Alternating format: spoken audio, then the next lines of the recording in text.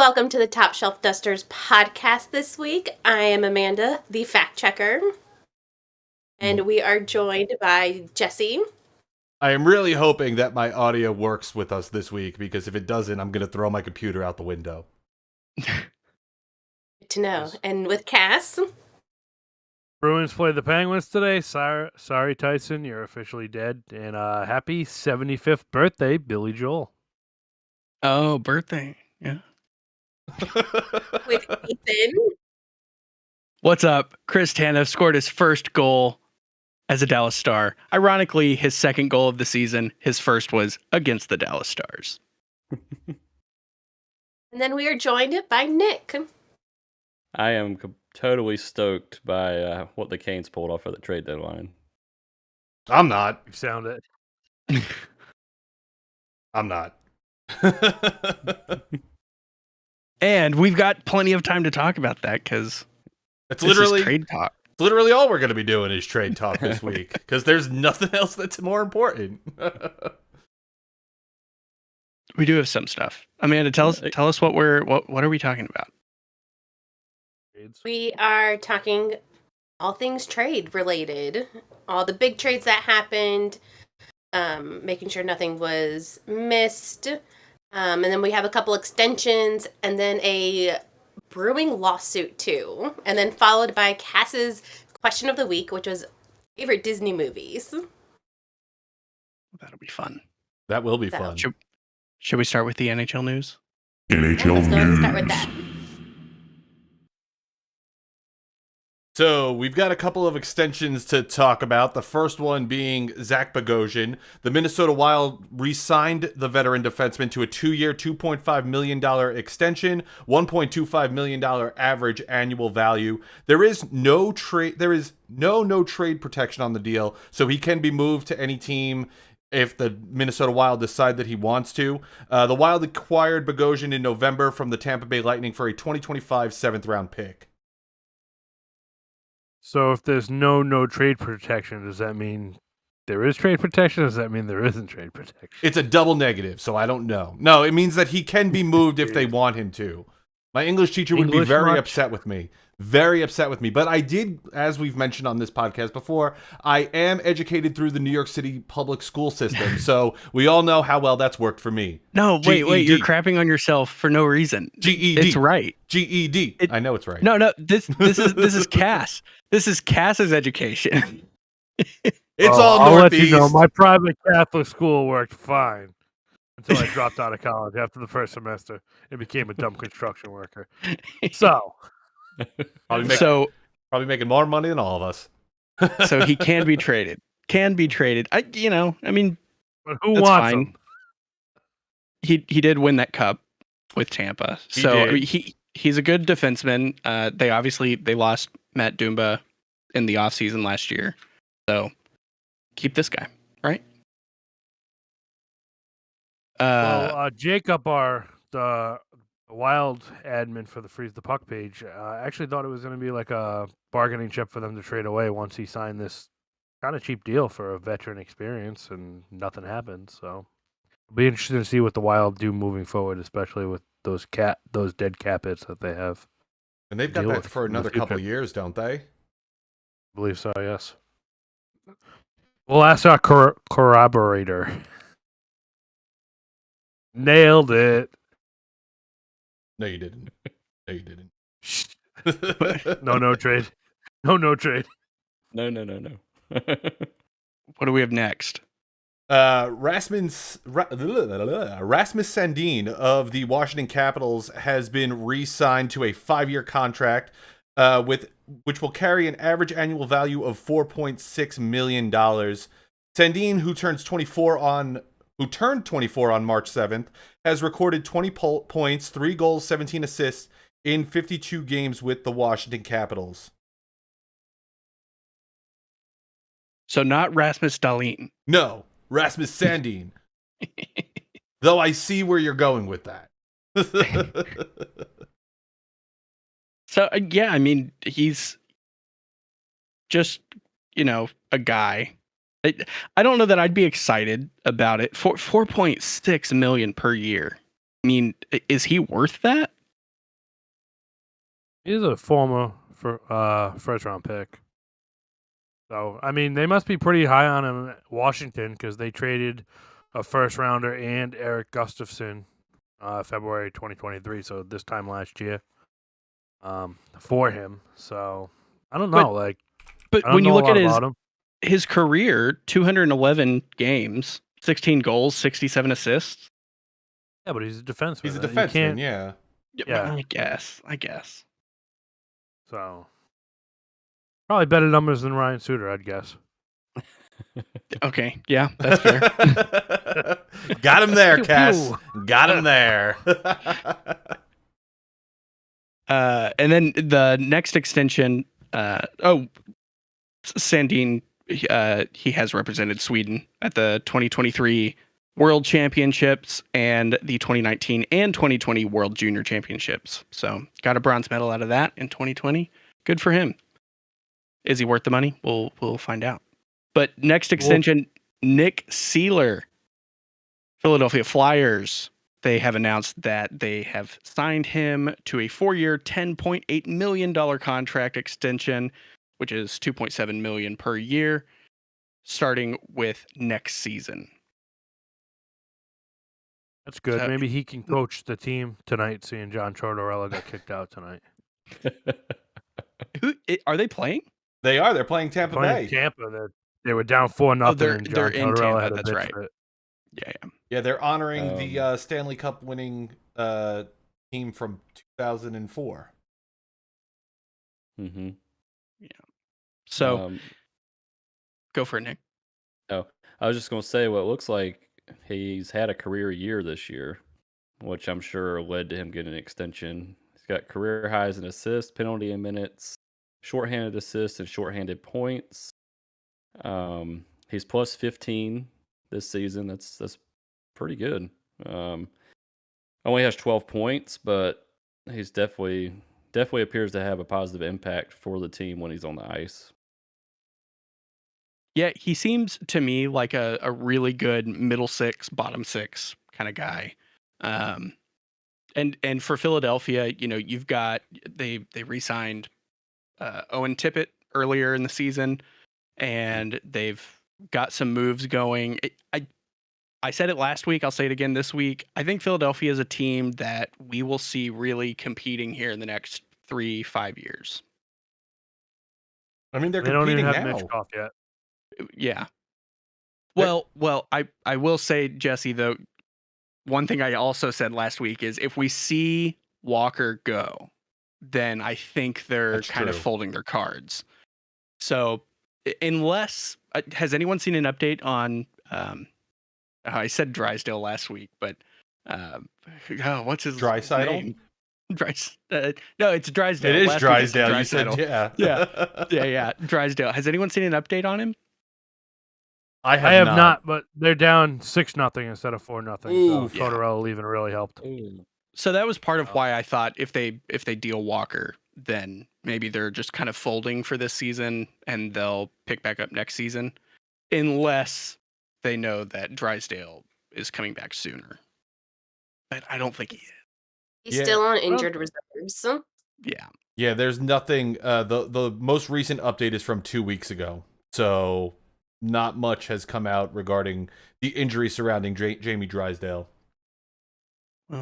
We'll see. It's crazy But- because like a year or 2 years ago, we wouldn't be talking about the Flyers on the up and up. But the year that they had Mitch Koff kid, Landing Drysdale, they got that stud Johansson now. I mean, they're going to do some things. Who's also Some injured. things for sure. They- Oh, is he? yeah. I know he got sent to the AHL because they didn't want. They him in did the waive NHL, him, so. and they were going to send him to Lehigh Valley.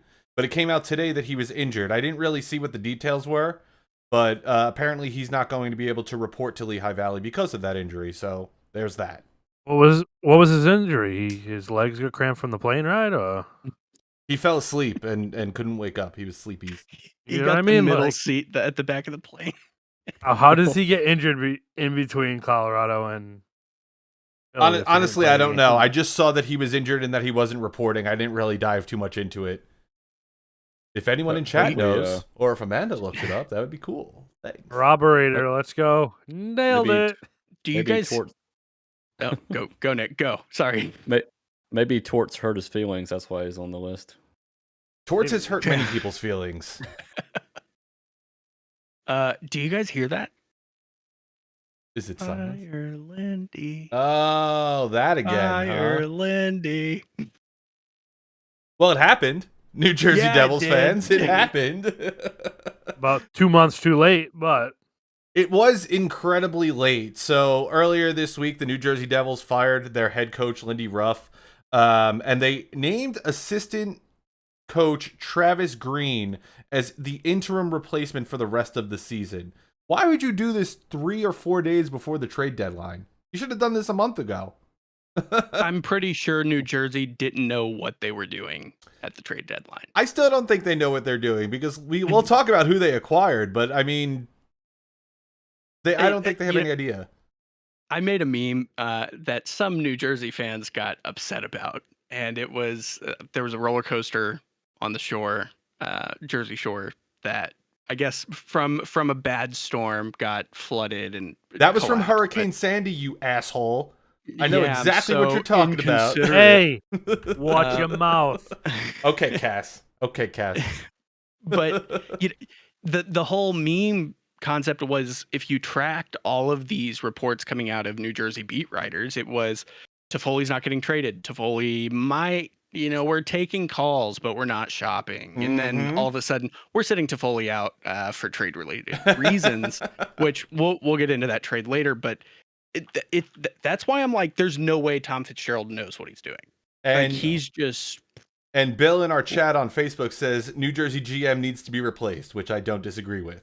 I mean, I don't care. I want them to suck, but I don't disagree with that.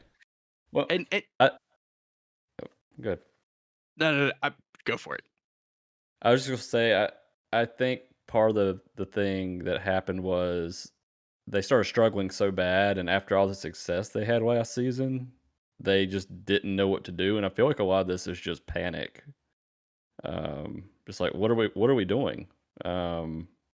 But they're reacting by making the wrong moves, so they're going to do something, or this is going to be longer than just a one season issue.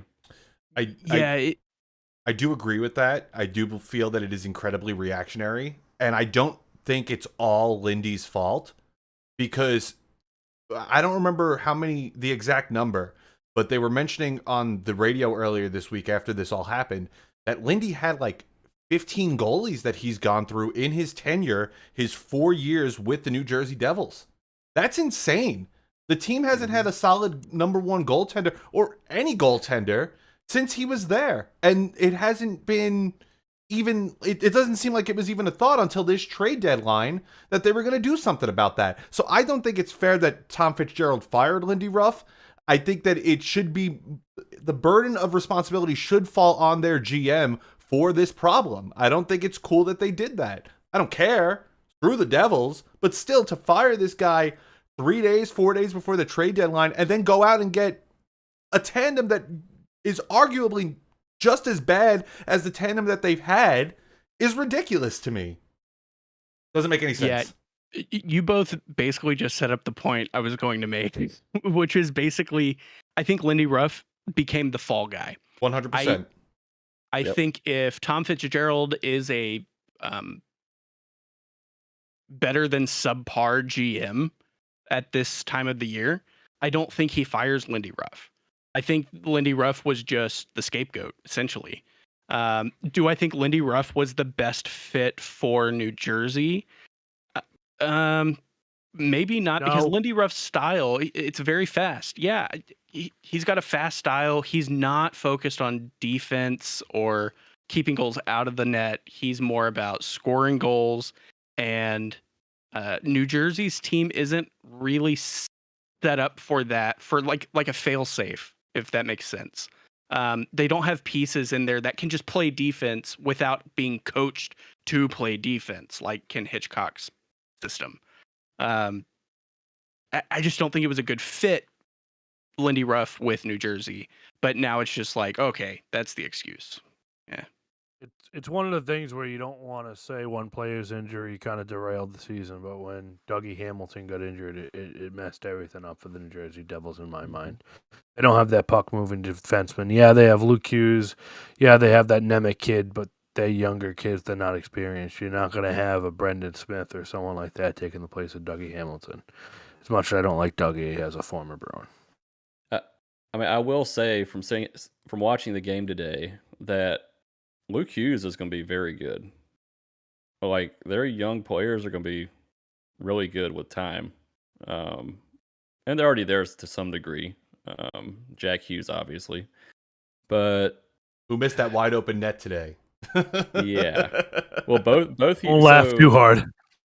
Yeah, so I can't remember. I think it was Luke Hughes hit the crossbar and Jack Hughes hit the post.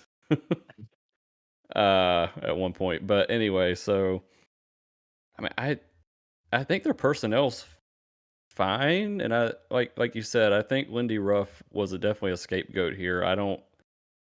I wouldn't have fired him till after the season when you're Agreed. this close to the playoffs and you're not going to make it. Like, it doesn't serve any purpose to have an interim, head coach, knowing you're not going to make the playoffs or very unlikely to make the playoffs.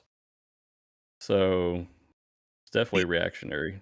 The only thing you could be hoping if you're Fitzgerald is like maybe we'll luck out and it turns around like it did in Edmonton, which I feel like that's every coaching change now. LA, when they fire their coach, it's like, hey, Edmonton's really pulling away with this. We need to make a change. Maybe it'll work out the same way. It did not. And now you're with New Jersey. You're rolling the dice. It's like, this isn't working. We don't see this getting us over the finish line this season. So let's just roll the dice. Does anyone want to read the? So Jesse, I counted for you, not including this season. So since 2020/2021 season up until last season, Ruff has had 11 goalies come through under him. Oh my goodness, that's insane. Some that only played like one game. One only played like 3 games. Regardless, you know who that sounds like? Who, Nick?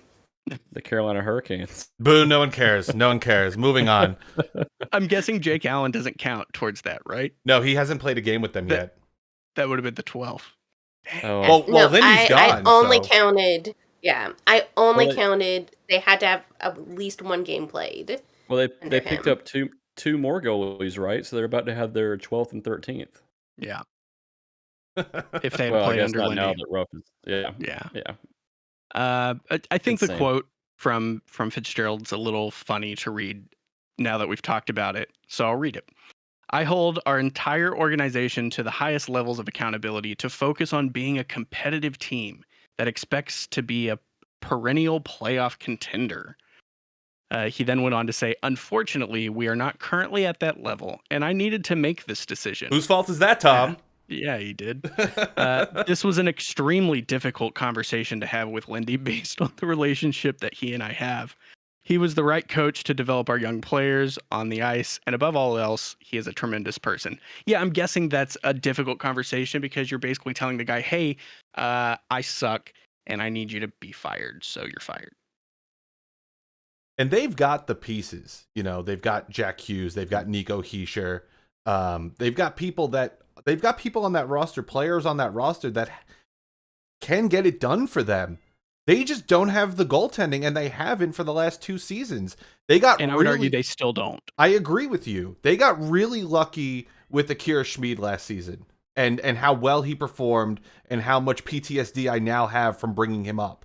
But they didn't really. I don't think he's really developed into the player that they thought he was going to be, based off of the beginning of the season that he had. And they haven't done anything to fill that hole in their crease.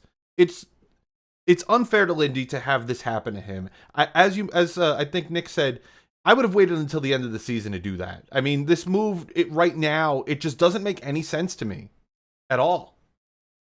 Yeah. The last thing I'll say about Lindy is I think it's time for him to retire. I don't think he can really turn a team around. And obviously, you're not going to get hired by a team who's contending because they're probably satisfied with their coach. I think Lindy should retire. I appreciate all that he's done in the league. I especially appreciate his time with the Sabres in the 90s because that's the team we beat to win our Stanley Cup. So I appreciate him for that. But I will say I've heard many fire Lindy chants as a Dallas fan when he was a coach here. So, not the coach for me. With Travis Green getting the interim tag, do you think he's going to stick, or do you think they're going to hire someone else from outside? They're going to hire Craig Berube. I would love that. I would hate that, but I mean, he's a great coach, and I'm surprised he hasn't been picked up yet. Quite frankly, bonkers. Yeah. Just whatever the smart move would be, imagine Fitzgerald's going to do not that. That's what I would bet. Somebody wanted to drive down my street like a poopy head, so my bad about that. Speaking of poopy heads, San Jose Sharks. Someone else take this one because I just learned about it today. So I also just learned about it today. I think we all did because it came out late last night. This is unfortunate. A little bit of a trigger warning here because of some assault that is about to come up. A lawsuit has been filed against the company that owns the San Jose Sharks, the Sharks Sports and Entertainment LLC, and its subsidiary Sharks Ice LLC, alleging that a 12-year-old player was sexually abused by a former youth hockey coach. The lawsuit alleges that former coach Kevin Whitmer began grooming a 12-year-old male victim in April of 2021 and assaulted him numerous times at Sharks Ice. The suit accuses Whitmer of performing... I don't even want to say that. Disgusting. What a piece of crap. The suit alleges that Sharks Ice and Sharks Sports and Entertainment were told by a program supervisor that Whitmer was breaking locker room rules, but the companies took no action. The program supervisor was fired for unknown reasons, according to the lawsuit. Whitmer was then arrested by San Jose police in November of 2023 for lewd and lascivious acts with a minor and possession of child. This guy is a piece of crap, and he needs to be thrown in whatever prison, assuming that he's guilty of these acts. I got nothing else. That's disgusting. That's disgusting. Does it say when the Sharks were or the LLC was alerted about it? Not in my notes. No, not in my notes. Because that's the biggest thing for me. Obviously, the Sharks LLC. We'll just say the Sharks.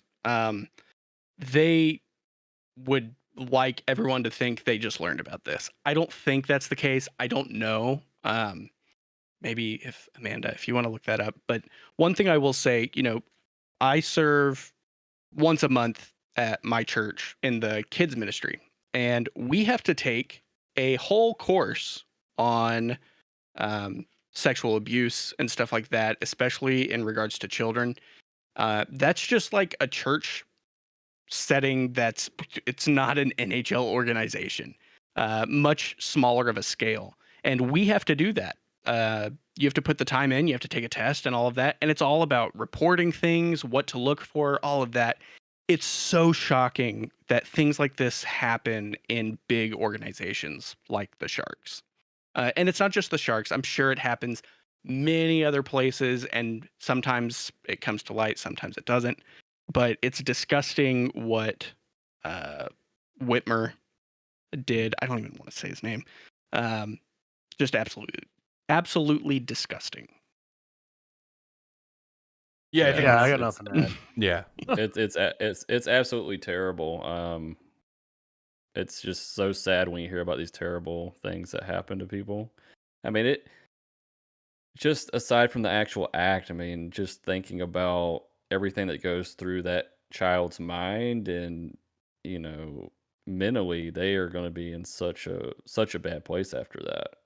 It's just terrible. But all of that aside, obviously it'll be interesting to see, if they find out that the Sharks were negligent and didn't do anything and they were informed, if there's any proof of that. And then, what punishment the league brings down. We kind of talked about in the Let's chat not hold our today. breath on that one. Right. Well, we kind of talked about in the chat today, and it's probably more likely that they get harshly punished than back when the Blackhawks had their little issue go on. See, that was going to be my next question, essentially. Like, will the NHL launch an investigation into this? And personally, I'm going to bet no. I think they hope this kind of goes away on its own, and they just say, we're going to let the San Jose Police Department handle this, because the NHL cannot keep getting headlines that are similar to this. And that's been a reoccurring thing. Yeah. Correct me if I'm but- wrong. Like with the Chicago Blackhawks Kyle Beach thing, there wasn't a criminal case opened with the police department, though, right? It was an internal investigation in the Blackhawks, so there was no law enforcement involved in it. Whereas there's law enforcement involved in this one, so I wouldn't be surprised if the NHL wait to see what happens with this case before they make a stand on it. Well, we'll see. The thing is, we don't know if there is a criminal case with this because we don't know if he was arrested for that reason or for a different instance with a different minor. Yeah, that's what true. we do know is this is a civil lawsuit against the Sharks. My So that understanding, may change the whole dynamic of this. my understanding is that they're two separate incidences. He was arrested for something completely uninvolved for this, but was a similar circumstance, and that what he's being sued for in what we're talking about is something completely different from that. Gotcha. So since it's a civil lawsuit, who knows where it goes from here? Who's to say that the person that was affected, depending on how this shakes out with the Sharks, if they don't try to take the next step and go after the league or get the league involved or give them bad publicity. So they're hoping it'll blow over, but depending on how the lawsuit shakes out, they may have to get involved. The ball is definitely in your court, NHL. So Ethan, Either way, the guy's a scumbag. To say the least. so I agree. the only thing that I can see as far as the Sharks having said anything is back in November, they said they put out a statement saying that they were aware that a former Junior Sharks youth hockey coach had been arrested, but that individual hadn't been associated with them since May 2023. And then, kind of like you said, Ethan, they're like, we do all of these pre-screenings, they have to be certified, whatever. And then as far as this lawsuit specifically that has come up within the last 2 days, a spokesperson for the Sharks declined to comment, saying pending litigation. So they're keeping everything hush-hush right now, which is not unheard of, I unfortunately. wonder in May if they got a heads up about it and decided to axe the guy and hoping it would kind of go away, and then it came out publicly in November. Yeah, there's a good chance of that. Very Well- possible, but it's all speculation at this point. If you're the league, your job as the league is to obviously facilitate fair games and all of that, a good season, all of this stuff, but it's also to grow the game. That's everyone's goal. We want to see this game grow. We're tired of seeing the NFL rule all. Like, what if the NHL could just be at an NFL level? Yeah, that'll Imagine never the cap happen. space. Nope. But Nope. that's the dream, right? You have to pursue that for growth, and to have one of your organizations within the youth program have something like this happen, it hurts the growth of the game, and something has to be done by the NHL. That's my opinion. I don't think they will. Should we move on? I think we should. I've got nothing Yeah, more I'm to all say. set with that's- this. Yeah, You know, yeah. Yeah, Hope this guy gets what's light- coming to him. 100%. Bill, just let us know the Lightning are now touchdowns. 7-0 final. touchdown and Ooh. extra point. Touchdown is 6 points. That's right. I don't know anything about Speaking of badminton, NFL. guys. So they must have a good kicker. You don't know anything about hockey either. But anyway, moving on. Not wrong. We're gonna start talking about trades. We'll jump right in with the Atlantic Division. Make Start sure with you use the E. notes that I put together for this. that I know Red nothing hot about. Boston Bruins. Before you go, Cass, one thing just to note for anyone listening. Obviously, there were a lot of trades that went down within the last week. We're just going to touch on some of the big ones, and then if anyone has any comments about some of the other ones as well. But we're not going to read all of them. So sorry if you get left out. If we miss one you want to talk about, just leave a comment and we'll talk about it if we see it. But for the most important trade of the trade deadline, we'll start right here. The Bruins acquired Pat Big Rig Maroon from the Minnesota Wild in exchange for Luke Topowski, who is a prospect and a conditional 2026 sixth-round pick. Don Sweeney won't even probably be around in 2026, so he don't give a crap.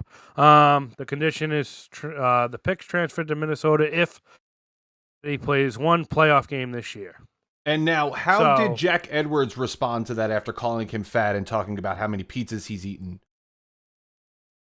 I think Jack bought him a lifetime supply of Boston pizza at this point. The best pizza. You know that Boston pizza. Which is crazy because I don't even think there's a Boston pizza around here, but that's besides that. I've only ever seen Boston pizza up in Canada. Yeah, it's wild. It's wild. Cass, go ahead. Do you think Pat Maroon plays a single game? He's their tough guy replacement for Lucic, which is another subject do you I want think to talk about later. Do you think he plays before July? If he Yes. gets healthy, he'll slot in absolutely. Yeah, 'Cause especially if they're playing Toronto first round with Ryan Reeves out there. Absolutely. That's the main question I have about the move. Like, is his contract for more than 1 year? It's not a rental. No. Okay. It's a rental. I mean, it's not like he's injured. It's injured, but it's not like he's coming off major surgery. He only had back surgery. It's not a big deal. Only? Overrated. Not a big deal at all. So, But why go after him if he's not playing in the regular season? Why not? It's a 6th-round pick 3 years from now. Like, I guess that's a pretty cheap price in my mind for another body who brings in that veteran experience. Who, they got Pasta. Yeah, they if got he McAvoy, plays, I do think he will. In my mind, like, I think he will. They're not gonna. He's gonna play. He will. He'll play one playoff game to get that pick. 100%. All right. Yeah. Do you guys in the chat think that Pat Maroon is going to come back and play? Let us know. Love to hear from you.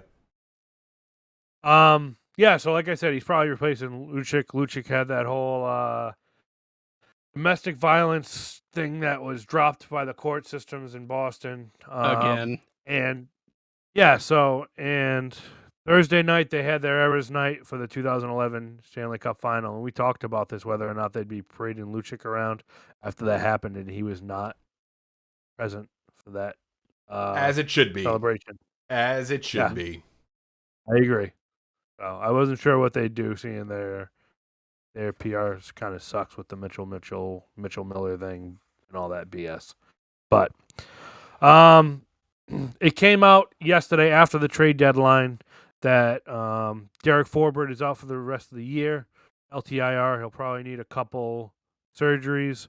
So to replace him, they actually went out and acquired defenseman Andrew Peeke from the Columbus Blue Jackets in exchange for Boral and a 2027 third-round pick. Obviously, as a Bruins fan, we didn't know Forbort was injured before this happened, so I was very confused. Zaboral was one of those 3 picks in 2015 in a row that Don Sweeney didn't want to make, but he had no choice. So now, out of those 3 picks, the only one that is left in the Bruins organization is Jake DeBrusk. So, 2 strikes right now for Don Sweeney on that one. I don't know. To me, I think Zaboral is an up-and-comer. I think he could play regular minutes in the NHL on a bottom pairing. I was kind of surprised to see them make this move, but Andrew Peeke is signed for a couple more years. It is a heftier price. I think it's $2.75 million for a couple more years. So that's correct. But until 2025-26. So I was kind of hoping they'd go after a Buchnevich or something like that. I wanted to see them get an actual forward that will score, not an actual forward that will run around. Well, and I'm shocked that they made these moves at all. because what is the one thing you're always saying about the Bruins and their issue going forward, Cass? It's that you don't have picks. You have spent picks like no other. And here we are. You've given up 2 more picks. Here we go. Yeah, but like to me, the whole giving up picks things is for me. It's essentially it's first and second rounders. Like the third round pick was a little bit high, but that's 2027. Like that's 4 years down the road. I don't think the Bruins are going to be a playoff team in 4 years. To be honest. Yeah, they'll need the pick, but yeah, I'd rather see them do well now. At the same time, like I've been saying this for a while. Like they picked up their game this week. They beat Toronto both times. They lost to Edmonton in overtime, and they wiped the floor with the Penguins. Sorry, Tyson. But I think if they struggled earlier Everyone this is. week, maybe you'd see them go and get another forward. I really wanted to see them get center help because they haven't been that good in the faceoff dot either.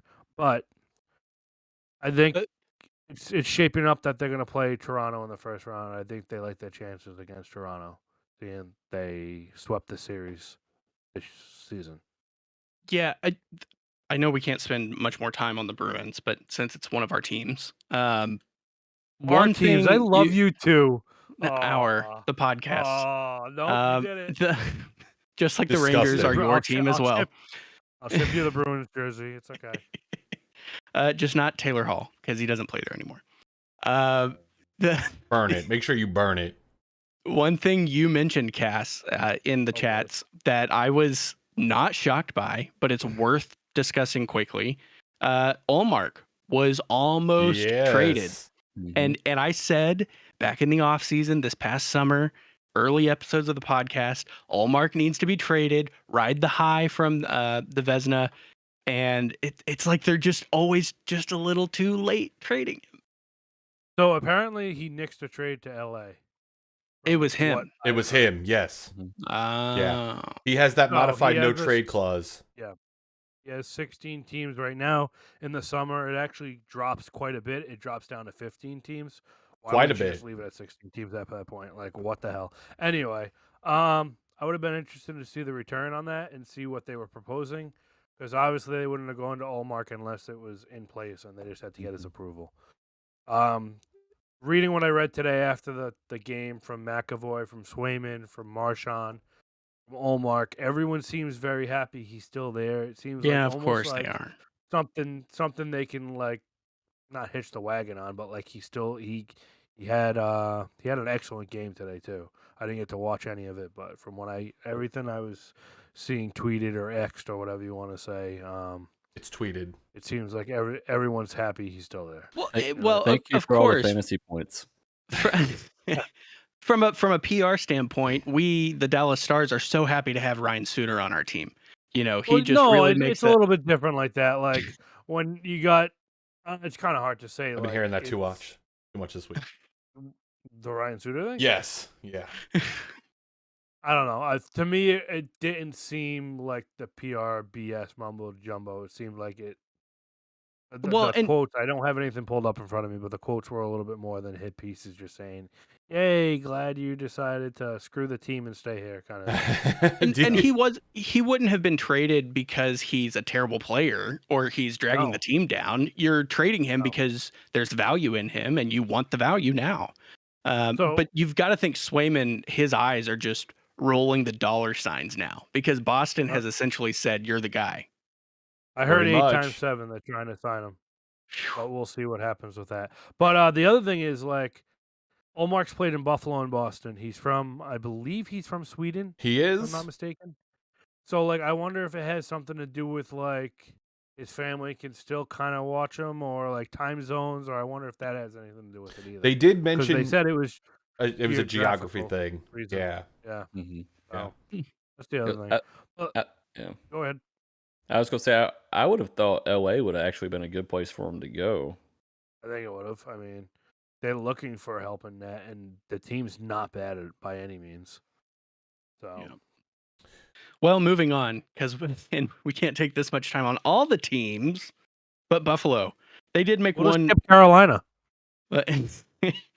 Buffalo did make one interesting move. They acquired Bowen Byram from the Colorado Avalanche in exchange for Casey Middlestat. Middlestat. Middle something. Middlestat. Middlestat. The D silent. So, yeah. I thought that was a really good move for both teams. That was a 1-for-1 trade. And I think that it's going to benefit Casey Middlestat a lot more being in Colorado than it did being in Buffalo. I just don't think he really gelled well with the system that they had going on there. And they strengthened their blue line with Bowen Byram. So I think it's a win-win for both sides.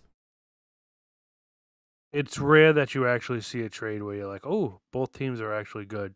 You For know what I sure. mean? And you said... And I was talking about the Colorado Avalanche and the moves that they made up until that point, and I was like, what are you doing? Like, this, none of this just makes any sense. And then it came out that they were trading for Casey Middlestat, and I was like, oh, this makes a lot more sense. This kind of puts everything into perspective. The one thing that they didn't do, which really surprised me, is finding another goaltender to help Alexander Georgiev, because that dude's just been playing every single game. Yeah, it's weird. In the chats, it felt like we could literally see Brandon pulling his hair out until this trade got announced. I was pulling my But it's hair funny out. because I'm not even a fan. you said Middlestat didn't like really gel with Buffalo's system. He didn't with any of the 8 coaches he probably played with either. You know, because he's been there for a while, been through a couple head coaches, and it just didn't seem to click with the kid. He was a high pick too, if I remember correctly. So, they made a couple. He was drafted 8th overall in 2017. Yeah, so he's a high pick. I was just going to say, this is a common theme just for the league in general. I think we all thought goalies would be a hot commodity this trade deadline. And all of the teams who traded goalies away were not teams that necessarily needed to. And then all the teams that we would have thought would need a goalie and would go after a goalie did not, other than New Jersey, which we'll get to that, but not the move I thought they would make. So it's a common theme. Maybe these goalies that were on the trade block, someone like a John Gibson, I forget all the other ones, but maybe it just the asking price was way too high. Markstrom, yeah. Markstrom, yeah. But Calgary did say they would be keeping him, yeah. I also don't think that Colorado needs Markstrom. Somebody like Markstrom. I think that would have been better for a team like the New Jersey Devils. Georgiev's playing really well for Colorado. So for them to go for another 1A, I don't think that makes any sense. Yeah, if they would have gone for like Jake Allen or someone like that, right? Who could slot into that 2 position, you know. But what do I know? Apparently, I know nothing. Nothing much. Moving on, which by the way, we'll address it now. Brett is out this week. He will be back next week. But let's talk about his Florida Panthers for him. They made some big moves.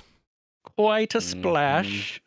They did acquire Vladimir Tarasenko from Ottawa. He also scored tonight. 2 goals tonight, I believe. 2 goals. I believe it was 2. Man.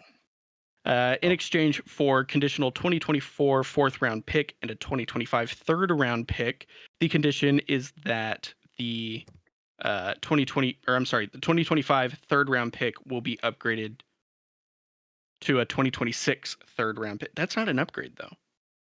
No, the 4th-round pick goes to a 6th-round pick if they win the Stanley Cup. Nope, the 4th-round pick goes to a 3rd-round pick in 2026. In 2026, yes. Not 2024. Correct. If they win the Cup. Wow, what a condition. You probably don't have to worry about that. They also acquired Kyle. And okay, I did want to ask you guys, because we have that player pronunciation guide. It says that it's Okposo. Okposo. Yeah. But we've had Sabres admins from Freeze the Puck Hockey on the podcast, and they say Okposo. It's wrong. So, sorry, guys. You're wrong. It's Okposo. I've heard him. I've heard his name pronounced a lot when he was in Long Island. So, okay, Okposo. Which I think that was an interesting pickup. I think it works out for Florida. Kind of sad, probably for Sabres fans, because they were expecting him to retire as captain. I don't think it was. I mean, we had Chris on here who said that he would be excited to see Kyle Okposo go. So I don't really think that. I mean, that's one guy's perspective. I don't really know the general temperature of what every single Buffalo Sabres fan was thinking. But I mean, I think this is a good move for him, the player, to be able to get out of there. Yeah, I forgot about the podcast. It's 10 o'clock. Now, what did they give up, or what did the Sabres get? So the Sabres got Oh, Kali Sialin, who I cannot. Yeah, that's wrong, and a conditional 2024 7th-round pick, which upgrades to a 2024 5th-round pick if Florida wins the Stanley Cup. Yeah, I mean, yeah, I guess it's like nuts and bolts, in my opinion. But they didn't stop there. They also got goalie Magnus Hellberg from Pittsburgh in exchange for goalie Ludovic Warber, who's a prospect, and a conditional 2025 7th-round pick. That gigantic guy, Magnus Hellberg, that dude is huge. I remember seeing him when he was in his goaltending gear for the Seattle Kraken. That dude is gigantic. I'm honestly surprised. He must not be that good of a goaltender because he's been in the AHL for a long time. Well, he's been bumped around on waivers quite a bit. That too. too. But I'm kind of surprised they went after him, seeing they have Bobrovsky, they have Stolars, they have Knight, and now they have him. It's just like weird. That's all. They're trying to reach 20 million just in goalies, apparently. It's all depth. They are trying to prime for a run. Bill in our comments said Buffalo sent Pozo, Florida to try and win a cup. Apparently, I mean, that'll be good for him. That dude's been in the league for a long time, and he hasn't even come close. So, no. Hopefully, he'll be able. Well, I don't want to say hopefully because I don't want the Florida Panthers to win, but I guess whatever. The last team from the Atlantic Division that we're going to talk about is it's not the last, second to last, Tampa Bay Lightning. They did make some moves, and as a secondary Lightning fan, I like the moves that they made. They got Anthony Duclair, who seemed to be a hot commodity here at the late stretch of the deadline, and they gave up a 2025 7th-round pick, which they got from San Jose in exchange for Jack Thompson, who's a prospect, and a 2024 3rd-round pick. And then they didn't stop there. They got Matt Dumba, which, he's starting to bounce around quite a bit, in my opinion. Yep. But I think it's a good move for Tampa. We've talked about Tampa's defense, how they build it very well. Guys like Hedman, and I'll stop there because I'm going to spend more time. Well, really quick. Duclair scored tonight. He did. That's what I was going to say. Yeah, he got his first goal as a Tampa Bay Lightning on the 5th goal for Tampa Bay, in which they won the game 7-0 against the Flyers. So good for him. So here's the question. Okay. Here's the question about Tampa, real quick, because I know we got to move on. But do you think it's enough to get them in the playoffs? The moves they made. I think they will make a wild card spot. Personally, I think it's gonna be close. And they didn't just get Dumba; they also got Arizona's 2025 7th-round pick in exchange for a 2027 5th-round pick. Boy, that's way out there. Who wants to take the last team for the Atlantic? I will. And I'm such a fan. The Toronto Maple Leafs made a bunch of moves just to lose. Hold on, before we go to the Toronto Maple Leafs, I just want to say the Tampa Bay Lightning 2024 draft, round 1, 0 picks. Round 2, 0 picks. Round 3, 0 picks. Round 4, 0 picks. 1 pick in round 5, 1 pick in round 6, 3 picks in round 7. They're paying for those cups. The 5th round. And they don't have a first-round pick in 2025 either. Wow. Holy it's crap, time to pay the fees. Boy. Yeah. Pay the troll toll. Yeah. That's going to be Vegas here pretty soon. Hi, too. Albert. So yeah, let's talk about Toronto. They made a couple moves. They got veteran defenseman Joel Edmondson from the Capitals for a 2024 3rd-round pick and a 2025 5th-round pick. He obviously shores up their defense.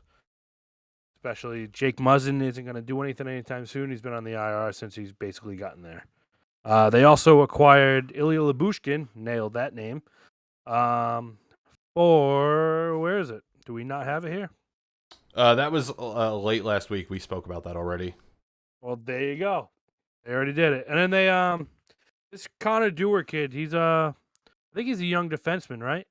He's a Who's forward. on Minnesota? He's a forward. He's a forward. Yeah. Knows how Former much I Everett know. Silvertip. Okay, I'll die. Okay. That means nothing to anyone besides you. but Besides cool. me, but whatever. I'm the only one that matters. They traded a prospect and a 4th round pick to get him. So, and they got AHL's Cade Weber from the Carolina Hurricanes for a 6th round pick. And So, their goalie carousel continues to go round and round. Yeah, Joseph Will sucks and he lost to the Bruins. So, I don't know. Our admin Cody from Freeze the Puck Hockey. He's a good kid. He's a good admin, but he bitches a lot when Tampa Bay, Toronto starts losing. So I kind of hope they play in the first round because it'll be great. It would be great for It will you. be a great first round series. I think it will be. I would love to see that. I don't like being the fan talking shit because it usually comes back and whacks me in the face. But yeah, that would be an awesome first round series. We want Toronto. I mean, we Now have we to want to get get out of the back, first round. we have to get back to the regularity of them flaming out first round year after year. So That'd be amazing. let it Yeah. happen. Let it happen. Now, here's the Can't let them have question. 2 years where Wait. we get to the second round. The question I would ask to you guys is, because we've talked about the biggest need for Toronto, other than the goalie situation, is their defensive core. It's almost not one. Do you guys think Edmondson and Lyubushkin are enough? No, not even close. I don't either. I don't think so either. Yeah. Edmund and Yosi wouldn't have been enough. I read something the other day that said Edmondson might actually make them worse coming back. Ooh, that'd be exciting to watch. Nick, why don't you keep us going? Because we're going to start into the Metropolitan Division. Okay. Well, as previously mentioned, they were involved initially with a minor trade. Carolina. Who's this? Carolina? Yeah, Carolina. They were initially involved with the minor trade with the Maple Leafs as part of brokering the trade. Which trade was it? The Lyubushkin trade, wasn't it? Yeah. Yeah, they brokered the Lyubushkin trade. So they got a 2026 6th round pick out of that. And then, most of us Canes fans, myself included, who complained all week last week that You the guys were Canes weren't crying. Y'all were sweating it out. gonna be- Yeah. Does this Because save they- Don's job? Oh, well, it depends. It depends, A, whether they can make a serious run, and B, I feel like whether or not they can retain Gensel, which they will have some flexibility to do so. So I hope they at least take a run at him. But anyway, so yeah, we were all complaining because Waddell doesn't ever do anything. But then all of a sudden, right before the Canes game on Thursday night, there was a rumor that they had acquired Jake Gensel. Mm-hmm. Of course, nothing official was made at that time. And then Brady Shea actually spilled the beans during his interview at the end of the game, where They he said snitched? he's going to be. He said he's going to be a great fit for the team in his post-game interview. And then they're like, "Oh, it's not official yet." And he's like, "Oh Oops. crap." So anyway, so to get Gensel, they had to trade Michael Bunting, much to Tyson's dismay. A couple prospects in Ponomarev and Cruz Lucius. I believe the Cruz Lucius piece was for the rights to him. He's still in college. Correct. And I can't pronounce that last name. Ville Koivunen. Yep, sounds right. I think, well, I'm not going to say they fleeced the Penguins because it's a lot of unknowns still. But I think it was a very shrewd trade by Waddell. I forgot to mention the 2 picks. So a 2024 second and a 2024 fifth. They also gave the 2024 second round pick becomes a first round pick if they make it to the Stanley Cup final. If they don't get swept in And the Eastern then- Conference Finals, you mean? Gotcha. Okay. They have to win a game before they can get there. Yeah. Right, but that's the condition.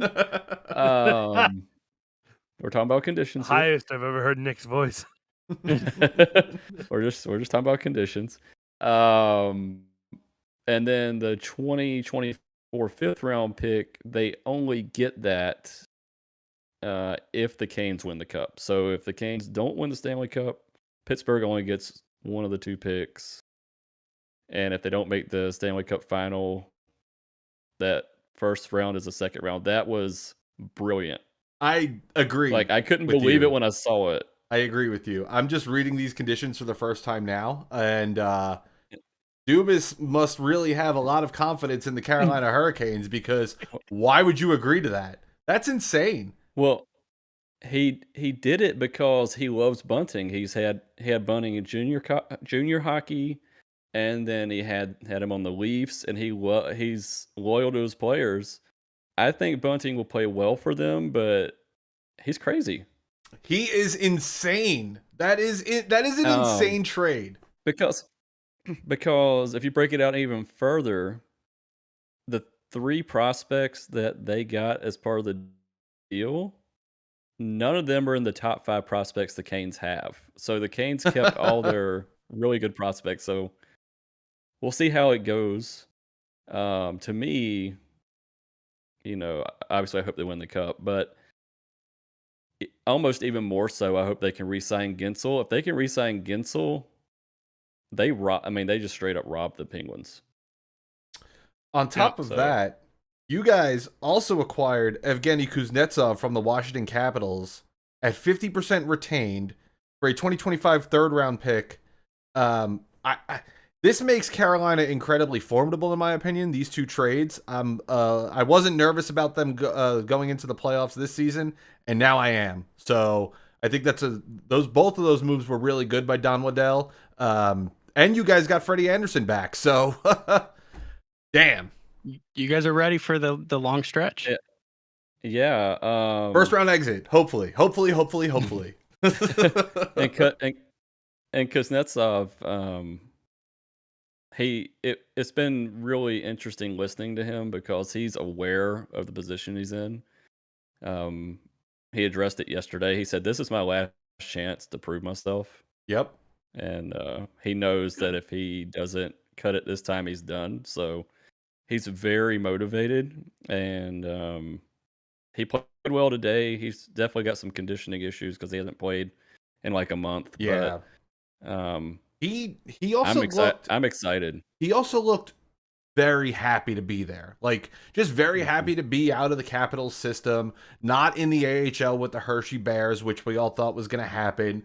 And this was just a complete blindside to me. I didn't expect anybody to want to take on his contract. It's good that it's good that the Hurricanes were able to get the Capitals to retain some of his salary, and he just looks stoked to be with the Hurricanes. So I think that's going to be a really good move for him. He was so it happened so fast. They started talking about it when he was sent down to AHL. The Canes called and started initiating conversations, but nothing ever really happened. And then Friday morning, Waddell called and said, "Hey, let's get this done." So they got the deal done. He was in Charlotte because they were supposed to play the Checkers last night. The Hershey Bears? So, yeah. So it's perfect. Yeah, so the owner sent the jet down to Charlotte, picked him up, brought him back. He went straight to practice. That's crazy. The morning he got traded. And that lines up with what the Capitals were saying about Kuznetsov when he came out of the player assistance program. It was that we're sending him to the AHL not because we're trying to terminate his contract, but we just believe that he needs a change of scenery. And you see him get a real change of scenery going to Carolina, and it's like, boom, the lights are on. And that's great for him. It is. And I hope it works out well for him. I hope it revitalizes his career. And I think, you know, love or hate TDA, I mean, the work that Rod's done with him, with, the way he's been, I think there may not be a better coach to rehabilitate his career than Rod, Yeah. in all honesty. I agree. Now, before we go to the New Jersey Devils, I did want to ask you, Jesse, because the Rangers were all up in that Gunsel talk. Have you heard anything? Has there been anything you've seen about maybe what happened? There was a lot of speculation that the way that the pieces that Carolina gave up in this trade for Gensel, that the New York Rangers didn't want to attempt to top it because they just didn't want to give them up. And I don't really hate that. And we'll talk a little bit more about the Rangers in a little bit too, but last year I was upset that the Rangers did too much, and this year I was a little upset that the Rangers did too little, especially yesterday. But as time has gone on, I'm like, okay, maybe getting out from underneath the Gensel trade and not giving up those pieces, I think was a really good move for Chris Drury. So we'll see where that lands us. Well, let's talk about New York's favorite friend, the New Jersey Devils. Nothing of note. Next, moving on. No, I'm kidding. No, there really isn't. We'll say it, but we've talked a lot about it already. They got Jake Allen from Montreal. They also got Kaapo Kähkönen from San Jose. I think Kähkönen's maybe the more questionable one because he has been struggling, which I will take That's this not time fair. That's true. It's not fair, but I do want to correct myself. When we were recording last week, the Stars were playing the Sharks, and I said Kähkönen was playing in net and playing well. He was not playing. It was Magnus, I think, the other guy. Yeah. Mackenzie Blackwood? No, it's another guy. No? I forget his name. Oh, But anyways, Jake Allen, that I think was the headline for New Jersey. And again, I don't think that's the fix. So I am arguing that it makes their goalie tandems worse. Jake Allen is a 33-year-old guy. He's been playing in Montreal, who hasn't really been performing well. And then to get Kähkönen from the San Jose Sharks. And like you said, you were mentioning that he hasn't been performing well either, but look at the team that he has in front of him. Yeah, absolutely. So I think that he has the potential to be good, but he's going to be a UFA at the end of this season. So what are they going to do? Are they going to sign him? Are they going to let him go? It just doesn't make any sense to me. I think at best it was a lateral move. At best. At best, Which I would agree. If it's a lateral move, then why do you make it? Yeah, but you gave up Vanacek and a 2025 7th round pick. And The we all GM know what a 7th round pick could be, right? Okay, Ethan? Cass. Some people can actually make do with 7th round picks. Well, they also gave up a 2025 3rd round pick, which is conditional for Jake Allen to the Montreal Canadiens.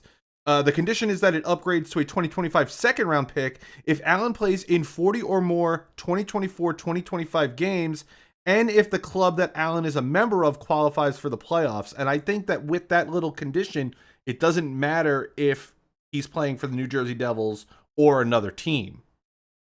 Yeah, that's how I'm reading it as well. But if he stays with New Jersey, there's no way he plays 40 games. There's no way they make the playoffs. Yeah. That's just a mess. Do you want to take on the Rangers, Jesse? Yeah, but I also do want to mention that the New York Islanders did nothing again for the 3rd season in a row. So the New York Rangers did acquire Alexander Wenberg, who got his first point tonight. It was assist on a goal by Kaapo Kähkö from the Seattle Kraken for a 2024 2nd round pick and Dallas's 2025 4th round pick, which I believe the Rangers got in the Nils Lundkvist trade.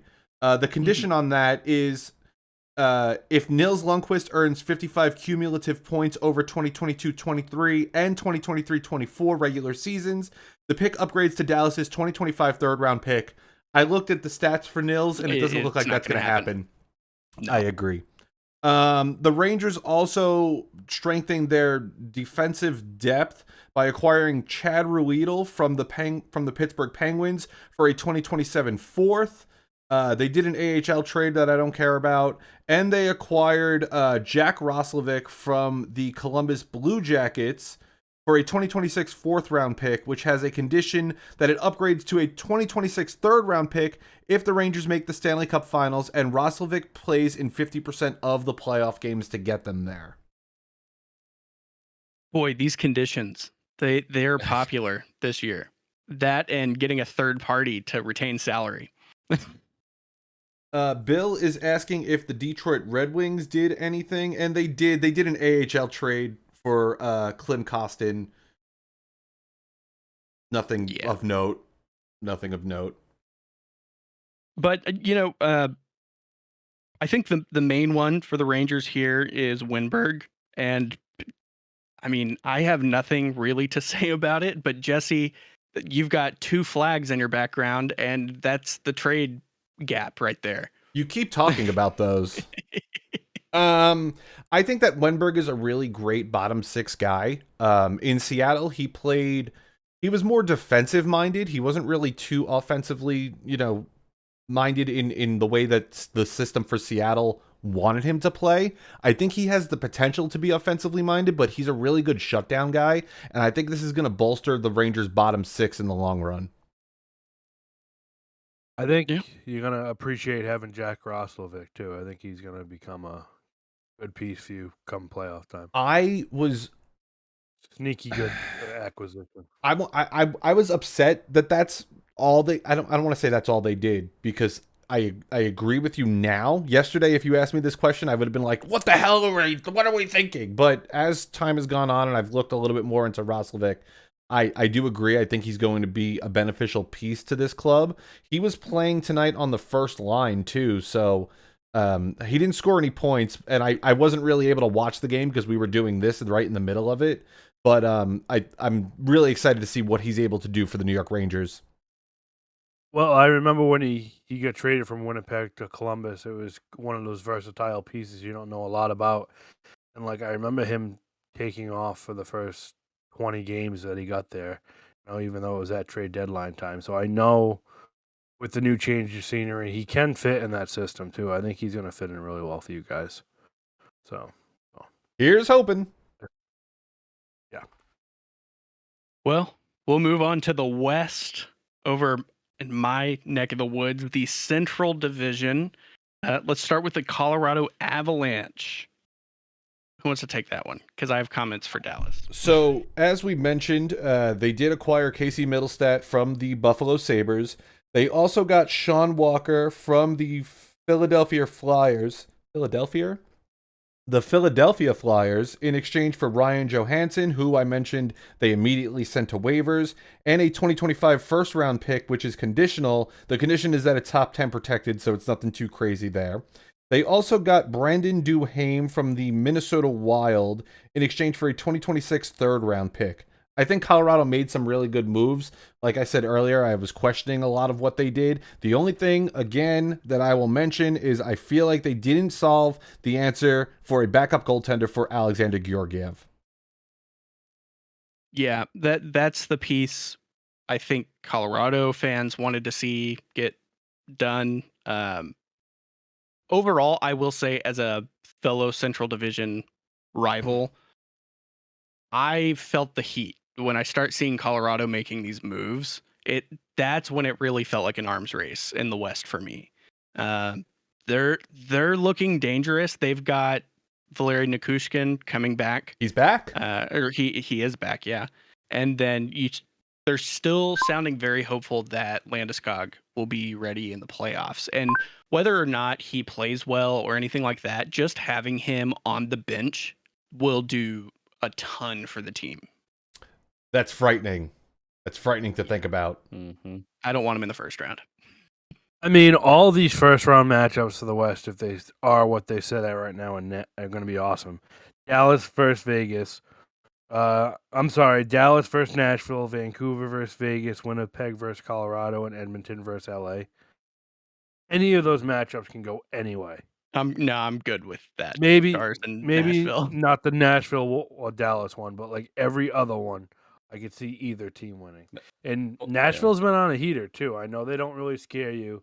They don't have 10-0 and 1 in their last Staros 11. is one. Yeah, exactly. That thank God they didn't go to that concert. Yeah, that, See Yeah, what that- happens when the parents take the toys away. yeah. Nashville's been flying under the radar, but they could be a legit threat. We'll see. They did make a move. We'll get to them after my very brief comments on the Dallas Stars because they are next. We talked about Chris Tanev, the trade, last week, so I'm not going to go into that. They did also make an AHL move, which I'm not going to go into that either. But what I do want to say is Chris Tanev, he did, like I said at the top of the episode, scored his first goal last night against the Ducks, and it was great to see. We really went through an up and down against the Sharks back on. Oh man, what day was that? Thursday or Wednesday? Thursday, and came back down 6-3. It was Chris Tanev's first game, and then come back and win it in overtime 7-6. That It was a an ridiculous exciting game. That was a ridiculous game to Mm. watch. Very fun to watch, up very late, but it was worth staying up for. The other thing, seeing him in his second game against the Ducks last night, and we're about to play here in just a few minutes against the Kings, it seems like Tanev's fitting in a lot better. We played much more defensive last night, and it paid off. We won 6-2. And so I'm excited to see how this goes. I wanted to see Jim Nill make a couple other moves, but with Stankoven coming up and Sagan looking like he's going to be coming back, I'm content with where we are. What would you have wanted to see him do? Maybe make one of these lower level moves for a defenseman. We went after Tanev and kind of set the domino effect for the trade deadline this year. And then you start seeing these guys go, especially Hannafin. I think who got Hannafin? It was Vegas, which we'll get to. But I feel like they gave up less for Hannafin than we did for Tanev. And while Tanev is a more veteran player, I think Hannafin is a very good defenseman. So I think it he's was better moves of like the that. two. Yeah, better of the Yeah. two. I see these moves happening with defensemen, and they're giving up way less. And it was just like, man, I wish we could have gone like Matt Dumba. I would have been okay with Matt Dumba coming in, just give up like a 7th rounder or whatever they gave up. But I'm good with where we're at. Stankoven has really put a lot of life into the team. Scored 5 goals in 6 games. Wayne Gretzky didn't even have 4 goals in 6 games. So exciting times for Dallas fans. Better than Gretzky. Stankoven to Gretzky. Are you kidding me? I'm saying that he scored 5 goals in 6 games, and Gretzky didn't score 4 in 6 games. He said he's better than It- Gretzky. It always blows my mind where like you look at a person like Matt Dumba, and it's crazy that another team didn't offer a 6th to try and get him. Like Yeah. to outbid a 7th round pick. It blows my mind. That's It's where I just was crazy. with that. But maybe Nil just didn't want him in the locker room, or I really think it's just a cap thing. The But Stars have got that stink going on though. oh yeah, dude, the stanky leg. Moving on, That's we got Stankoven. Nashville. Nashville did make one big move. They also poached the Arizona Coyotes for Jason Zucker. They got Wade Allison too. Yeah, I'm Anthony kidding, I'm Beauvillier. kidding, not a big- I mean they got a lot more than just Zucker, but that was the main one. They got rid of Yakov Trenin, which I thought was a little weird. They gave him to the Colorado Avalanche, but I think acquiring Zucker for their third line and adding depth to their offense is going to be a good move for them. I don't think they're going to get out of the first round, unfortunately, but it's nice to see where I hope they're they at. do. I hope If they do too. make it to the first round. I think they will. Mhm. I think they will. They're a hot team right now. I think they will too. Well, I'll take the next one. yeah, take it. St. Louis Blues have acquired future considerations in exchange for AHL superstar Malcolm Subban. Former first-round draft pick from the Boston Bruins, Malcolm Subban. I didn't think Subban still played in the NHL. I saw him do a national anthem for the Buffalo Sabres, and I thought he was a anthem singer now. But I had no that clue was he the last still time I playing. saw him. That's right. Yeah. Oh, Uh, that's about that. Two teams that aren't going anywhere. Uh, The Winnipeg Jets did make a move, though, unless you wanted to talk about the St. Louis Blues anymore, Jesse. they lost to the New York Rangers 4-0 tonight, so good on them. Excellent. It's about. I think we spent about 10 seconds too long on them. Agreed. The Winnipeg Jets, we've already kind of mentioned it. They got Tyler Toffoli from the Devils in exchange for a 2024 third-round pick and a 2025 second-round pick. They also apparently like Tom Fitzgerald a lot because they also acquired Colin Miller from the New Jersey Devils in exchange for a 2026 fourth-round pick. So they got a 2024 pick from them, a 2025 pick from them, and a 2026 pick from them. Bill says good night. He's going to Setting go them up watch for the Vegas future. kick Detroit's ass, which I doubt is going to happen, but okay. Hopefully Good luck, Bill. Godspeed. It was really weird that Winnipeg acquired Tyler Toffoli and he had to go back to Canada. Because like Ethan mentioned, the Devils didn't sound like they were going to be giving up Tyler Toffoli. So it's like, what? I don't know how they were able to negotiate that deal. They also acquired Sean Monahan earlier this week. And that makes the Winnipeg Jets a real threat in the West, in my opinion. Everything that they've done, I think they're going to be a lot better for these moves. Though they are losing 1-0 right now to Vancouver. You got Sean Monahan a while ago, though, right? It wasn't this week, February, right? February 2nd. Okay. Yeah. Oh, my apologies. I think they're a dark horse in the West. I think they could get really hot and make a serious run. The West is going to be like the East last year, where it's just going to be a Mhm. battle. It's going to Yeah, be great. it's like It's the all on roles- too late to watch. Yeah, Not the for roles me. Flipped. Yeah, the roles flipped from last year because the arms race all happened out west. So it's just going to be really cutthroat out there. Yeah, Winnipeg, ironically, Winnipeg probably scares me the least in the Central. Rick Bowness is just a punk, and I think he's a bad coach. Must be a former Dallas Stars coach. And that's why you feel that way. He must be. But He was a 7th-round draft pick, though. You know that, right? they've got no a clue good about that. team.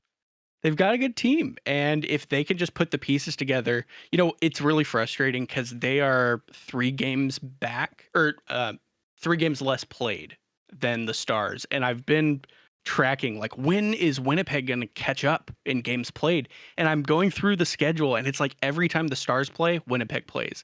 Every time the Stars are off, Winnipeg's off. I'm like, at some point you have to play games, right? Yeah, it's going to be. You've got to get to 82. It's going to be in April. So they're going to have a busy schedule going into the playoffs, and that could hurt them. I didn't even think We'll about see. that. Yeah, that makes sense.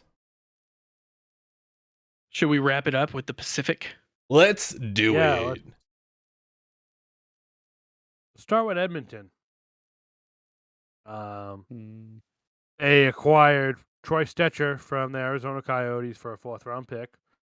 Kind of helps them bolster up that defense a little bit, get them another body back there.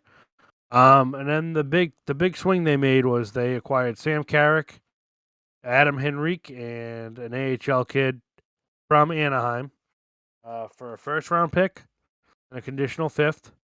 The Tampa Bay Lightning were the third party in this. So how it works is Tampa Bay kept 50% of Adam Henrique's salary for a 4th-round pick, basically. And that's about. There's some conditions, but we're not going to go into that because it's way too confusing when it gets 3 parties in there. Does this make a difference for Edmonton? Does this make them a serious cup contender more than they already were? No. I don't think so. Because what was their need? Goalie and defense. Same as Toronto. And what'd they do? They just added more offense. Mhm. Does anyone disagree? Does anyone think this made them better? I agree with you. Makes them deeper. Makes them makes them deeper for deeper, sure, doesn't but make if them they're better. getting Yeah. 7 goals scored on them a night, then what does it matter? I mean, yeah, they're They'll able just score to. 8. They'll have to score 8, and they'll be able to with these guys, but it's really difficult to fight in games like that where you're behind and you're getting goals scored on you. And Connor McDavid hasn't really been the offensive powerhouse that he has been in previous years. I just don't really see this being a beneficial move for them. It adds depth to their lineup, which is great for the team, but I mean, their defensive pairings are awesome, but I don't really see this being too big of a deal for them. I don't think they get like worse. I think they just kind of stay where they are. It's just like lateral Yeah. move. they could get they could just or they could collapse. You never know. Mid. Well, You know who? Go ahead, Nick. I was gonna say, well, we know what Toronto's problem is. They have no cap space because they keep giving exorbitant contracts to different offensive players. But do we know what Edmonton's issue is? Why they won't actually invest in their defense? Oh, they did in Darnell Nurse, and it kind of shot them in the back. 9.25 mil. But I mean, at the trade deadline, I mean, why Oh. would they not invest in their defense if that's clearly an issue? Plus, they have their stud now. I don't even know if he's in AHL anymore. Goalie that they had to demote because he was He's so still down there. He's awful. still down there. Oh, Jack Campbell. He is still in the CHL, AHL. anyone? What a boob.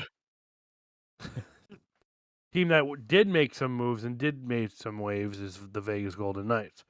And their biggest move of the night, they did acquire Anthony Mantha from the Washington Capitals for a 2024 second-round pick and a 2026 fourth-round pick. In a more minor move, they acquired Noah Hannafin Very minor. from Calgary. Very Yes. minor. This was also a 3-team trade. So the Golden Knights got Noah Hannafin and Mikhail Vorvov. That's how you say that, yes. Nailing it. And then the last, he's Russian. Calgary Flames acquired Danil Miramanov, a third-round pick from Vegas in 2024, and a 2026 conditional first-round pick.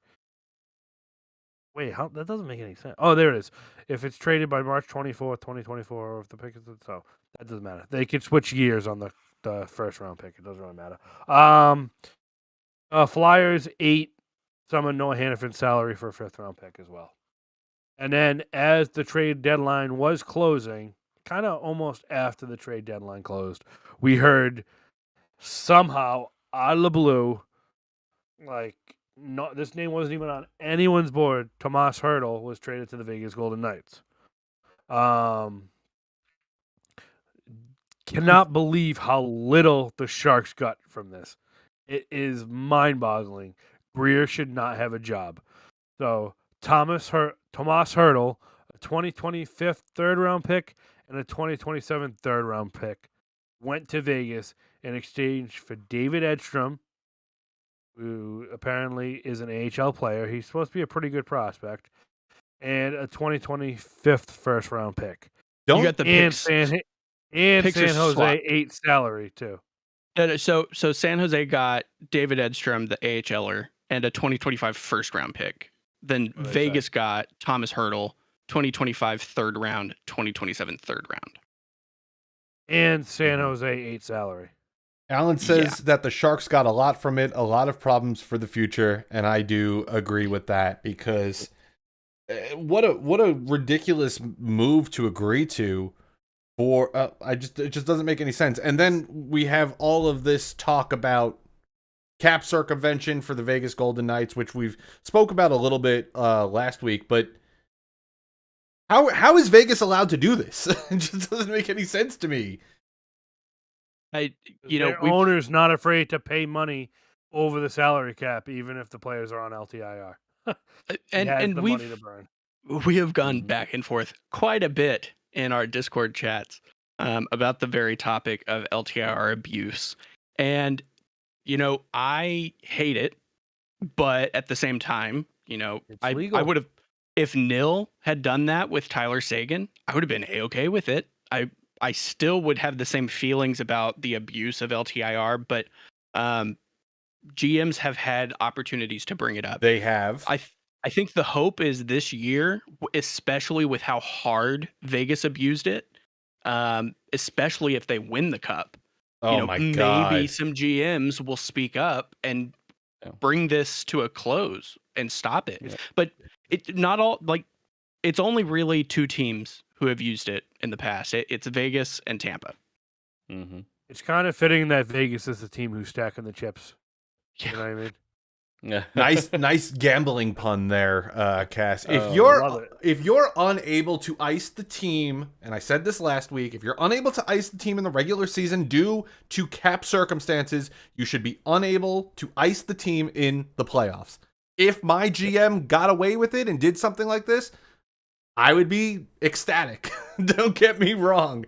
I would be stoked. But I do understand where that this is allowed at the end of the day. Also, close that loophole, please, for the love of God. So, Cool. with Oh. Jonathan Marchessault, I'm sorry, do you want to say something, Nick, before I Let let him, yes, let him. No, you go ahead. Go ahead. go, Nick? Yeah, you go ahead.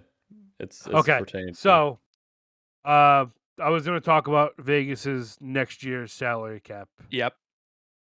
So, UFAs: Jonathan Marchessault, William Carrier, Mantha, Stevenson, Amadio, Anafin, and Martinez all have to be signed, and they have just under 10 mil. Uh-oh. And you're not going to be able to rely on the loophole for Mark Stone unless you're going to bust his kneecaps at the start of the season. Well, this is showing Mark Stone is active for next year. It so is- This is with him being. It is Vegas, so don't expect nobody to do that about busting their kneecaps. No, so Mark Stone is signed, but that cap circumvention will be not allowed at the start of next season, right? So you've got to, take away 8.8 million from what you're spending right now. You're not going to be able to sign everyone. And the other side of this is, and Vegas fans seem to be okay with this, but you are mortgaging your future very hard.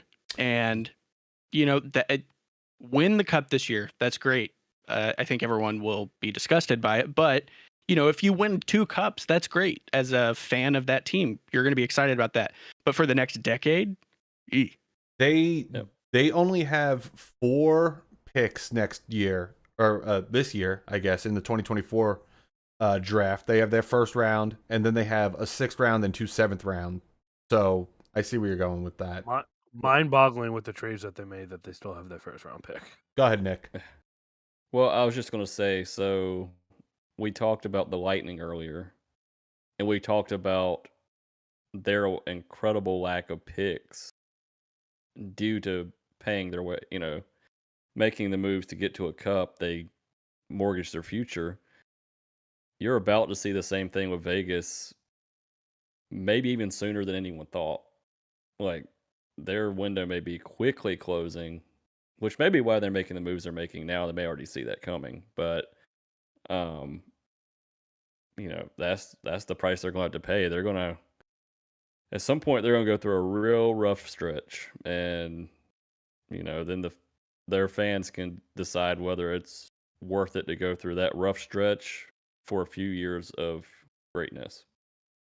Nick in our Facebook chat says, Stone will be back just in time for playoffs. A ruptured spleen takes 3.5 months for a normal human to recover from. Athletes usually take less time. I do agree with him. I think Stone will be back come first round, assuming that Vegas is able to hold on to that wild card spot, because they are not doing well currently.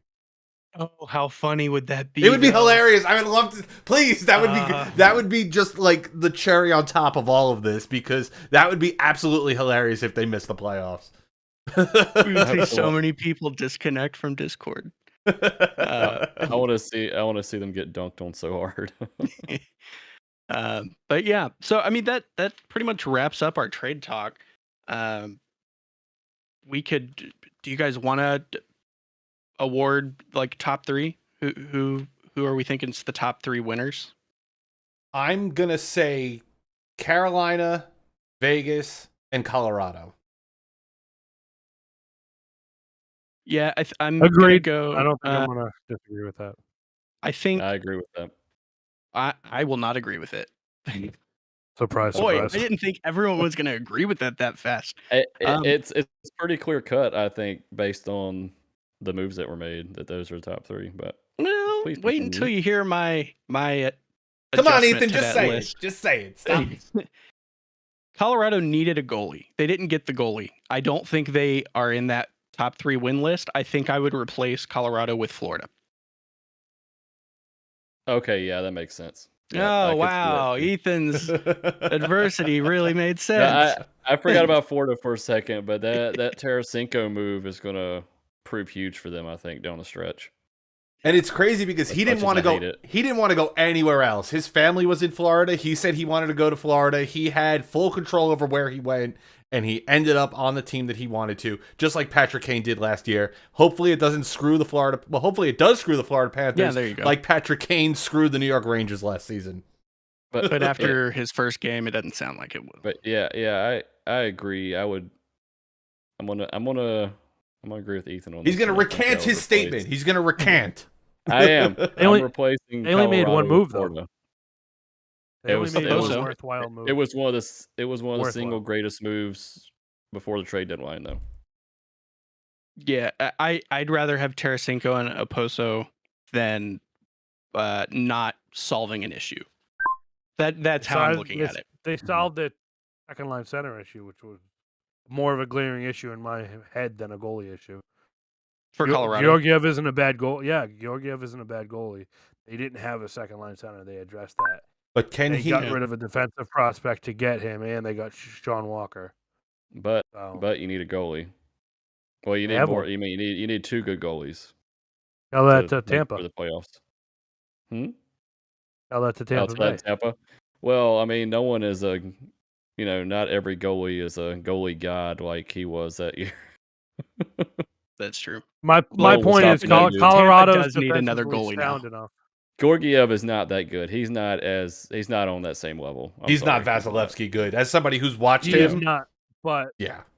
that defense is nasty, and they could kind of shelter him a little bit too. If you get a team that's fast and can break through that defense, though, Georgiev is in trouble. That's all I'm gonna say. I mean, I think Colorado is going to go far. Don't get me wrong. It wouldn't surprise me if they hoist the cup, but depending on matchups, Georgiev could be in trouble. Well, you want to go to the question of the week, Cass? Sure. We're gonna start with put those needles down, Amanda. It's your turn to talk. Question of And the again, the week. question of the week this week is, what's your favorite Disney movie? I figured by now we'd be so sick of talking about hockey, we could switch it up a little bit. So, Amanda, what do you got? I feel like we might have talked about this in North Carolina, which was why it was on my mind. But Probably we did. yes. This was the super easy one for me. As soon as you asked it last week, posed the question, I was like, got this. This is easy. Me personally, favorite Disney movie, hands down, is Emperor's New Groove. Oh, you stole my answer. You threw him off his groove. You threw off my groove. The way I constantly quote this movie, like literally a couple times a week, it's ridiculous. I love it. Such an underrated Disney movie too. Best one. Excellent. I love it. You threw off my groove. Ethan, what you got?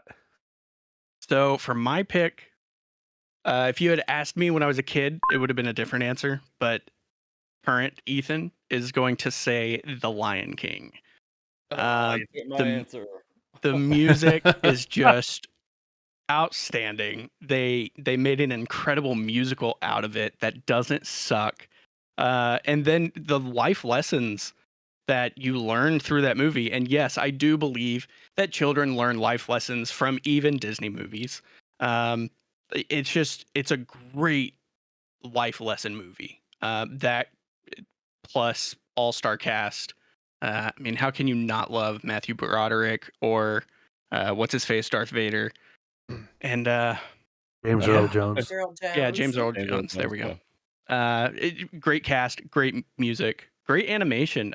That was the heyday of Disney animation. yeah. Mhm. So, seeing Amanda snatched your answer, Jesse, do you have a second favorite? I want to touch upon the life lesson thing. I learned from Disney movies not to go out into the woods. Thank you, Bambi. My backup for all time would probably be a Goofy movie. I thought that was a really great movie when I was a kid, and I loved watching it. If I had to choose something I know we didn't specify this, but if I had to choose something over the last 10 years, I'd probably do Big Hero 6. I've actually never seen that. That's good- another great It is a movie. great That's a good movie. movie. Watch Big Hero 6. It's phenomenal. And it made me cry. Love it. Nick, do you have a second favorite? Seeing Ethan decide to be a poopy pants. Oh, All right. I had gone all in on that. Way to ruin it, Ethan. Way to ruin it, Amanda. No, because talk about I- the Lion King. Talk about the Lion King. Why pick the Lion King? It's just, to me, it's just the perfect Disney movie. I explained this to someone one time. I think it's just perfect. I mean, I can't find any flaws in the movie, from the soundtrack to, like you said, the life lessons to the cast. Besides It's the just- dad getting brutally murdered. Hey I man, that's mean, life. you That's know, part of it's life. life's hard lessons. Circle of life, man. Look at the Circle of life. moms in all the Disney movies, Cass. Yeah, I So- literally just mentioned Bambi. But one of the biggest one of the biggest things that comes to mind is, I mean, I watched it a lot as a kid, obviously, but I can't remember what year it was, but it came out in 3D in theaters when 3D was started to be a thing. And the way they did it, where, like, if you had a bunch of animals in the scene, it was multi-layered, as opposed to, like, everything at you. You could, like, see all this incredible depth. And I just, like, re-experienced that movie again, and I was, I don't know, like, late teens, probably early 20s. And this never happens to me. That movie almost I almost came to tears. I mean, it was just beautiful. Oh, I've cried during the Lion King several times. And it's a beautiful movie, and I'm just like, no other Disney movie makes me do that. Yeah. No, They're no Disney movies, like, got me in the feels the way that Lion King has. So it's got to be my number one. Number two, probably Aladdin. It's a good one. Yeah. That's a good one. Just, man, Robin Williams, man. Rest in He's peace. hard to He's a beat. goat. He's the Cass, goat, man. Cass, before you go, I will give my runner-ups. I'm a sucker for the classics, like pre 90s, when going back to like old school Walt Disney. And so Peter Pan, Alice in Wonderland, I love those movies. And then Toy Story. How can you not? Oh, Toy Story. Love Yeah. Toy Story. I won't go into depth on any of those, but just in case Cass picked one of those. I did not. I went with a 1988 Disney movie that probably not a lot of people know. Oliver and Company. Oh, that's a yeah. good one. That's a good one. That's a good one. Based on Oliver Twist, the book by Charles Dickens. And the lead character is voiced by the birthday boy himself, Billy Joel. So how can I That's not? right. That was a great movie. Great That movie. one has My such a son great has to watch it all the soundtrack. time. It's amazing. It's amazing. So that was my choice. That's kind of why it was in my head, because I listened to Why Should I Worry like literally right before we jumped on. Oh, last week. yeah, Oh. that's a catchy song. Yeah. You know, I'm Um, looking through the list and I Georgette's didn't. is better. What'd you say, Amanda? I said Georgette's song is better. I'm looking through the list There and you I go. didn't realize this, that the Brave Little Toaster is a Disney movie as well, and that was an amazing. Really? I was obsessed Yeah. with that movie as a kid. Like my father had a TV in his van, and we would pop in VHS cassettes because we wouldn't shut up if we didn't have anything like that. And that was a movie that I watched. That and Emperor's New Groove was a movie I watched all the time. That's got a lot of, like, you watch it when you're older, and it's like, Oh, so much of that stuff flew over my head in Brave Little Toaster. It's got some Brave mature Little Toaster themes in it. gave me such bad nightmares as a Good. kid. Good. You deserve that. Vacuum. The vacuum. Vacuum's kind of intimidating. Vacuum. Yeah. Oh, yeah, Not the gonna So lie. bored. I don't think I've seen Brave New Toaster or whatever you said. Brave Little Toaster. I also don't think I've seen Emperor's New Groove all the way through. Oh my! That is a It's sin. worth seeing. Don't you have Yeah. Disney Plus? Go watch that stuff. Come on. You have to watch. Go- Emperor's Not right Go New now. watch it with It's almost kids. 11 o'clock. I'm not Watch it with wasting Stay them up. up, Amanda. You Groove. know, Stay up and watch if it. they're asleep, you don't touch them. No. Watch it before next week. The other good one, my second runner up, which another classic one, if you want to talk about great music too, is the Aristocats. Oh, that's a good one Mhm. also. Yeah. That's a good. Yep, it is. That's top 2 right there. That's a good one. What are your favorite Disney So, movies, chat? We'd love to hear from you. Yeah. Let us know. And So I don't. Go ahead, Jet. Ethan. no, go. I was gonna say I don't have a question of the week for next week because I was ill prepared today, but I think I'm gonna start doing non-hockey related questions because I think this was a really fun way to end it. Mhm. And I mean, not talking about hockey. Alan loves the Goofy movie. It's a good one, Loves man. it. It's a good one. Excellent choice. Excellent choice. We can go back to hockey questions of the week once we get close to the playoffs because I'm sure we'll I agree. have some Mhm. questions. But I went in. um, Real quick to touch upon the Goofy movie. I went into a store earlier this week and I saw a jacket. It was like a bomber jacket for Powerline, and I wanted it so bad, but they didn't have it in my size. I was so pissed. It was also like $150. One of Worth it. I love wearing tank tops, especially because Texas is hot most of the time. Really? And the tank top that I get comments on more than any other piece of clothing I own is my Powerline tank top. You're gonna have to show me Like, that. anywhere That's badass. Oh yeah, it's great because Powerline, my goodness, that revolutionized Disney music. Amazing.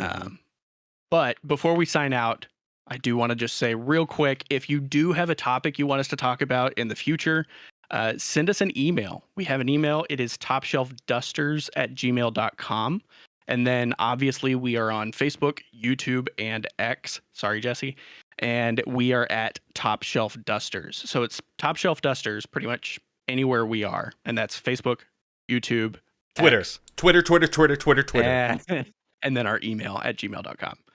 So, Amanda, you want to sign us out?